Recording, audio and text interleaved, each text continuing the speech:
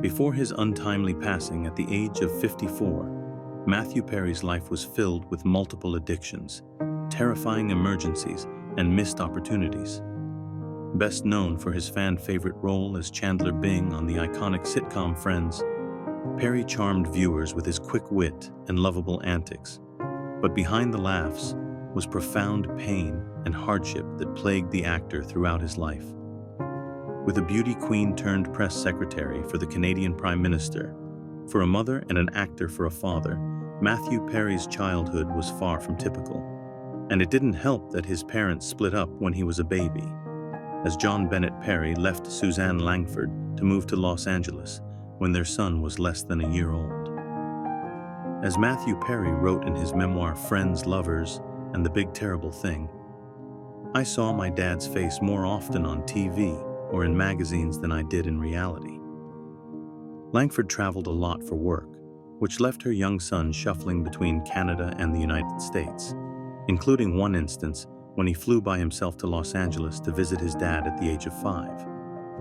As he recalled, not having a parent on that flight is one of the many things that led to a lifelong feeling of abandonment.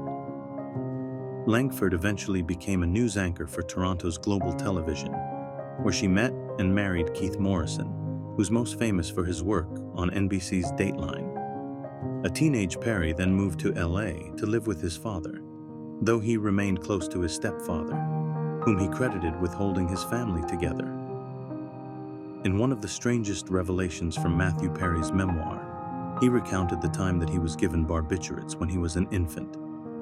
He was apparently a colicky baby, and a doctor prescribed the drug phenobarbital to stop his constant crying. As Perry wrote, "Once the barbiturate was on board, I would just conk out, and this would cause my father to erupt in laughter. He wasn't being cruel. Stoned babies are funny." Perry was obviously too young to remember the incident firsthand, but he did wonder if the drug could have done irreparable damage to his system and predisposed him to a lifetime of addiction. He was on the drug for 1 month, beginning when he was just 30 days old. As he noted, "This is an important time in a baby's development, especially when it comes to sleeping. 50 years later, I still don't sleep well." Before he broke big as an actor, Matthew Perry was a competitive tennis player. By the time he was 13, he was even nationally ranked in Canada. But after moving to Los Angeles at the age of 15, Perry hung up his athletic aspirations and focused instead on entertainment. As he recalled to Men's Health in 2012, "Giving up tennis wasn't really a decision I had to make.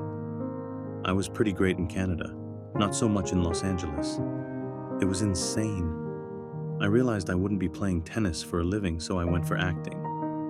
Matthew Perry first tasted alcohol when he was just 14. While it's not necessarily uncommon for a teenage boy to sneak a sip or two, Perry wasn't exactly an average teenage boy, and that sip started a spiral that led to a lifelong habit. As he recalled during a 2022 ABC News interview with Diane Sawyer, "I remember that day very well in Ottawa, Canada. I had never drank before, and I just sort of drank this entire bottle of wine. And I lay in the grass and just was in heaven. I thought to myself, this must be the way that normal people feel all the time." By Perry's 18th birthday, he was drinking daily.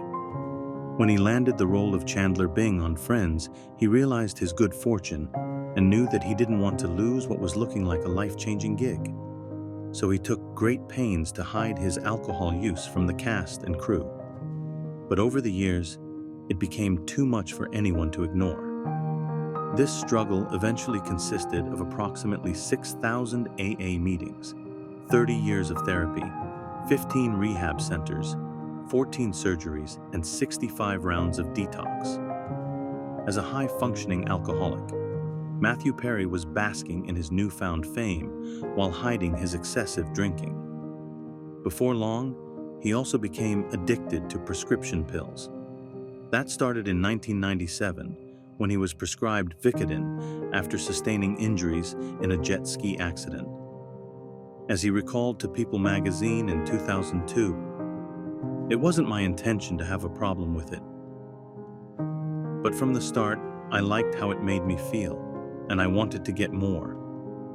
Eventually, as Perry revealed in his memoir, he was taking 55 Vicodin every day.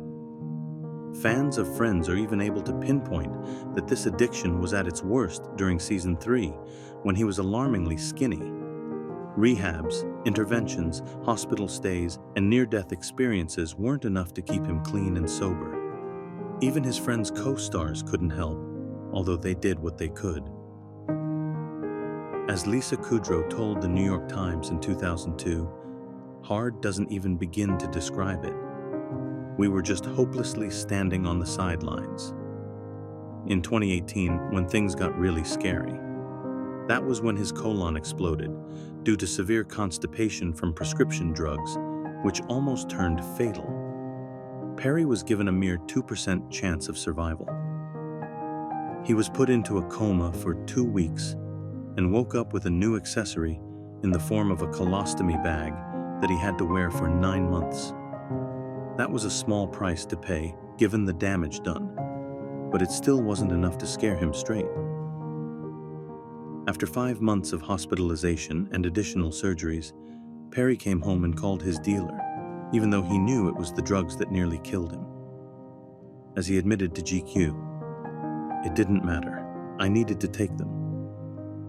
That led to another trip to rehab, this time in Switzerland, where Perry cheated death yet again when his heart stopped for a full 5 minutes during another surgery.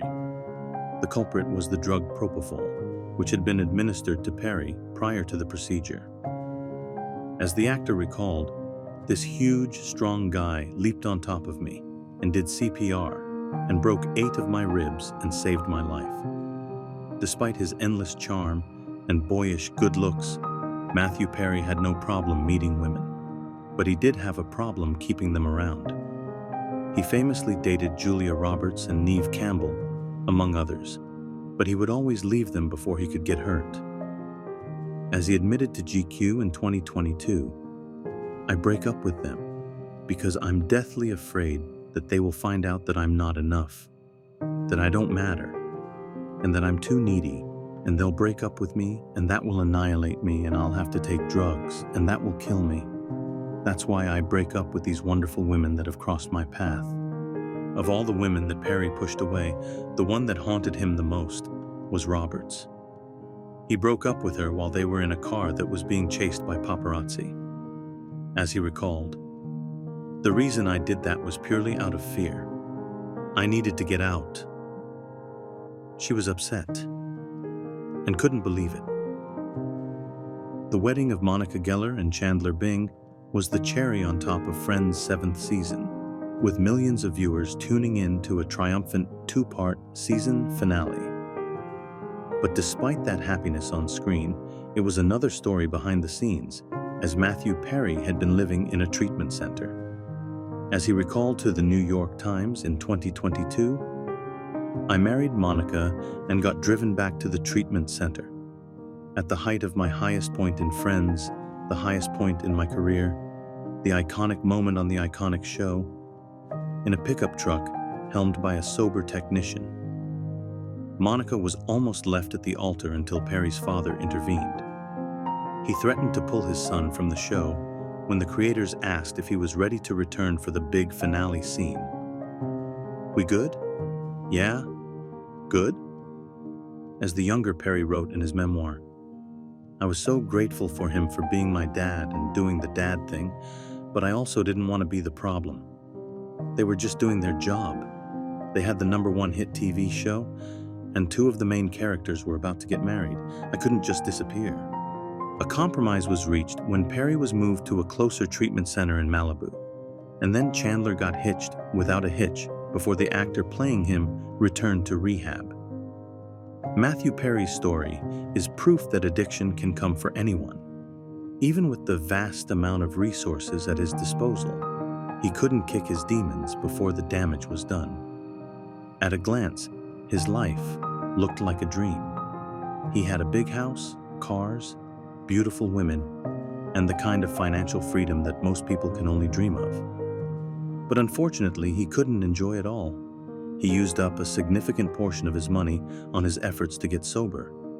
In his memoir, he estimated that about half of his life and somewhere in the neighborhood of $9 million went to all the rehab centers, hospital bills, treatment facilities, and more. However, it wasn't all in vain.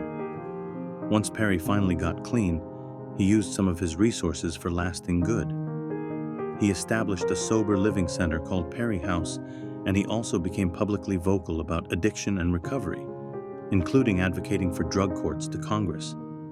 Just a year before his death, he said on the Q with Tom Power podcast, "When I die, I don't want friends to be the first thing that's mentioned. I want helping people to be the first thing that's mentioned." No matter how far down the scale you've gone, that means you can help more people.